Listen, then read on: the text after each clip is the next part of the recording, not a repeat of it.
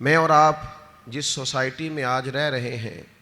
اس میں بہت سارے لوگ خیر کی طرف آتے ہیں، بڑی تیزی سے نیکی کے ارادے کرتے ہیں،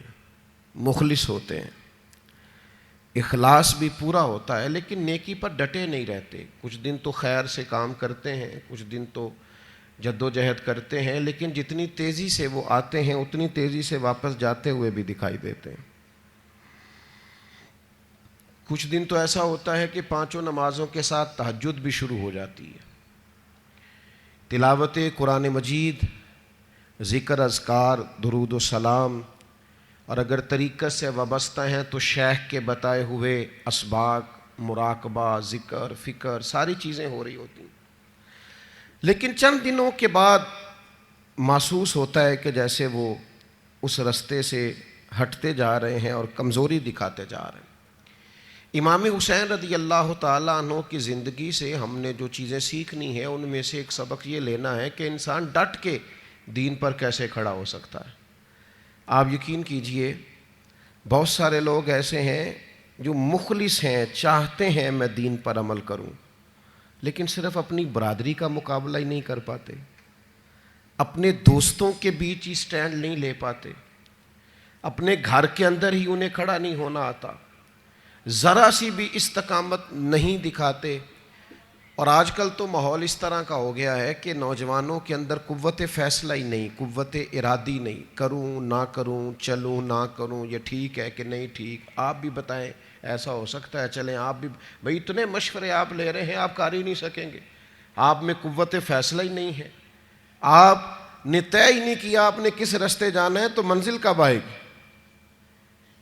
99 لوگوں نے کہہ دیا ہے کپڑے تجھے اچھے لگ رہے ہیں، صرف ایک نے کہا ہے کہ ذرا سینے والے نے ٹھیک نہیں سیا، تو آپ پریشان ہو گئے۔ اتنی جلدی کمزور پڑ جانا، اتنی جلدی استقامت چھوڑ دینا۔ اور پھر ایک طبقہ ایسا بھی ہے جو بڑا باصلاحیت ہے، بڑی زبردست طاقت رکھتا ہے، کام کرنے کی ہمت رکھتا ہے، وسائل بھی ہیں، ذرائع بھی ہیں، سلیقہ بھی ہے، شعور بھی ہے، نہیں ہے تو استقامت نہیں ہے۔ چونکہ استقامت نہیں ہے تو ساری صلاحیتیں ہونے کے باوجود وہ لوگ کبھی کامیاب نہیں ہو سکتے، کیونکہ ان کے پاس استقامت ہی نہیں ہے۔ اللہ تعالیٰ نے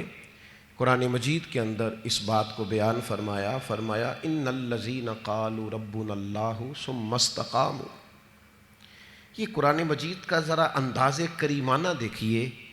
فرمایا بے شک وہ لوگ جنہوں نے کہا اللہ ہمارا رب ہے، ثم استقاموا، پھر وہ ڈٹ گئے، جم گئے اس بات پر اللہ ہمارا رب ہے، پھر اس پہلو پر پورے طور پر وہ کھڑے ہو گئے، تو یا اللہ انہیں کیا ملے گا؟ فرمایا تتنزل علیہم الملائکہ، ہم ان کی مدد کے لیے فرشتوں کا نزول فرما دیں گے، فرشتوں کا ان پر نزول ہوگا۔ اللہ تخافوا ولا تحزنوا، فرشتے ان سے کہیں گے نہ خوف کھاؤ نہ غم کرو، وابشروا بالجنۃ التی کنتم توعدون، اور اس جنت پر خوش ہو جاؤ جس کا وعدہ تم سے تمہارے رب نے فرمایا ہے۔ ان الذین قالوا ربنا اللہ ثم استقاموا، جنہوں نے یہ کہا اللہ ہمارا رب ہے اور پھر اس بات پر وہ ڈٹ گئے، جم گئے، ٹھہر گئے، استقامت دکھائی، کھڑے ہو گئے۔ یہ نہیں فرمایا کہ فرشتے آئے تو وہ ڈٹ گئے، قرآن مجید کی ترتیب یاد رکھیے، فرمایا پہلے وہ ڈٹے، ثم استقاموا، پہلے وہ ڈٹے، جب وہ ڈٹ گئے تتنزل علیہم الملائکہ، پھر اللہ نے ان کی مدد کے لیے فرشتے بھی نازل فرما دیے۔ پہلے تمہیں ڈٹنا ہے، فرشتے بعد میں آئیں گے، تمہیں ایک دفعہ ڈٹ کے دکھانا ہے کہ ہم ڈٹ گئے، ہم کھڑے ہو گئے، پھر فرشتے آئیں۔ ویسے تو علماء تفسیر اکثر نے یہی لکھا ہے کہ یہ جو فرشتے آتے ہیں نا مومنوں کے پاس، یہ موت کے وقت آتے ہیں، اور یہ بھی بڑی نعمت ہے کہ موت کے وقت فرشتہ آ جائے اللہ کی مدد لے کر۔ یہ فرشتے قبر میں آتے ہیں، یہ فرشتے میدان محشر میں آئیں گے، یہ مومن کے پاس آتے ہیں، خوشخبری سنانے آتے ہیں فرشتے، لیکن صاحب تفسیر روح المعانی فرماتے ہیں نہیں بھائی، صرف قبر حشر اور قیامت میں نہیں آتے، یہ زندگی میں بھی آتے ہیں. یہ مومنوں کے سینوں کو کشادہ کرنے آتے ہیں، انشراح صدر دینے آتے ہیں، انہیں تسلی دینے آتے ہیں. تم خیر کے کام پہ نکلے ہوئے ہو، اللہ تمہاری مدد کرے گا، ان کے سینوں کو ٹھنڈا کرنے آتے ہیں.